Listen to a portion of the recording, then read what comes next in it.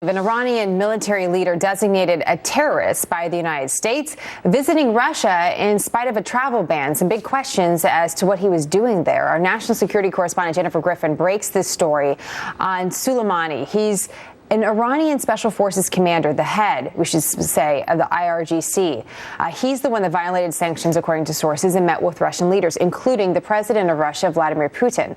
Soleimani's tied to many acts of violence against the United States. Take a listen to this. He is absolutely responsible for killing many Americans. In fact, I would say the last 2 years I was there, the majority of our casualties came from his surrogates, not Sunni or Al-Qaeda. The news surfaces as two prominent Democrats on Capitol Hill announced they won't support the Iran nuclear agreement. Let's talk more about this with Ali Alfoneh. He's a senior fellow Foundation for Defense of Democracies, an Iranian who's written and investigated Ali intensely on the Quds Force, the IRGC that we're talking about here, and specifically this individual, Soleimani. Why is he so dangerous, Ali? He's the head of the extraterritorial operations branch of the Revolutionary Guards. In other words, every single terrorist operation of the Guards outside of Iran takes place under his orders and supervision. So it's an act of great symbolism that he now is meeting the president of Russia, the head of state, in spite of the fact that there actually is a travel ban against him. Why would he meet with the Russian president? I certainly believe that they want to demonstrate, and they also want to test the international community.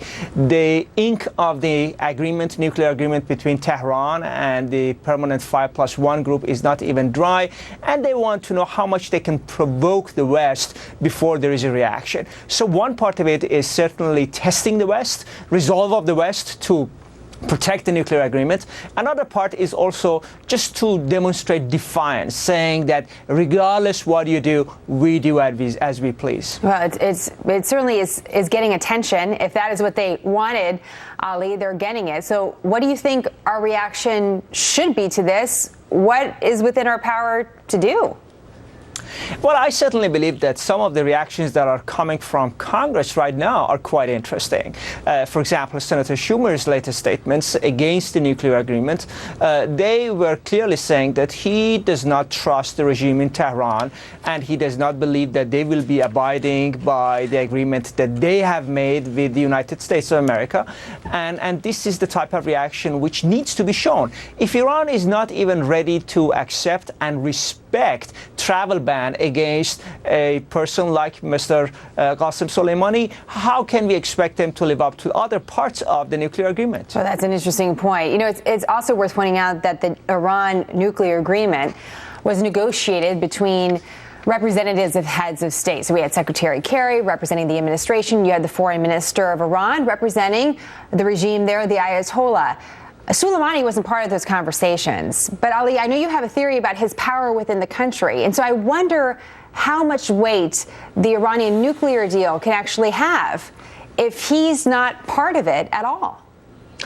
Exactly, and that's a very important point, because the Revolutionary Guards and a person like Soleimani, they are a state within the state. They are outside of presidential control. So President Rouhani can give a lot of promises to the U.S. government, but Mr. Soleimani would not feel obliged to live up to those promises. And even worse, physical control over Iran's nuclear program is in the hands of the Revolutionary Guards, this organization which is not under civilian control. Interesting. So the man that we were just showing on the screen, he's the one that's really in charge of the nuclear program that many allege that Iran has, which is a military one, nothing to do with actual nuclear power. Ali, it was interesting. I just want to point out to our viewers that we mentioned that Soleimani is designated as a terrorist by our country. Of course, Iran is also designated as a state sponsor of terror. But he was designated as a terrorist. He was sanctioned in 2005 for his role as a proliferator of weapons of mass destruction.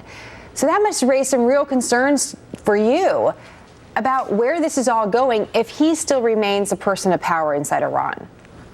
Well, the U.S. should be concerned because Mr. Soleimani has created a network for procurement of components for Iran's nuclear program. Some of those components are used for an illicit, illegal, and secret nuclear program about which the West does not know much. And that certainly should be a source of concern, not only about Iran's nuclear program, but also about the nuclear deal, which has just been signed between the negotiators. Ali, I have to ask you a quick question before you go. It's a little bit on a separate topic, but you're someone that has done a great deal of research. You're Iranian by birth. You have your sources inside the country. How good is the information that we have? How good is our intelligence community in Iran as far as knowing anything about what's going on inside that country? How would you assess it? Well, I know very little about the American intelligence community, but what I do know is that Iran will do its utmost, to keep its nuclear secrets, and I do share the belief among American legislators that the regime in Tehran cannot be trusted. Ali, it's always nice to have you on the program, someone with great expertise on this subject. We look forward to having you back as always. Thank you. Thank you.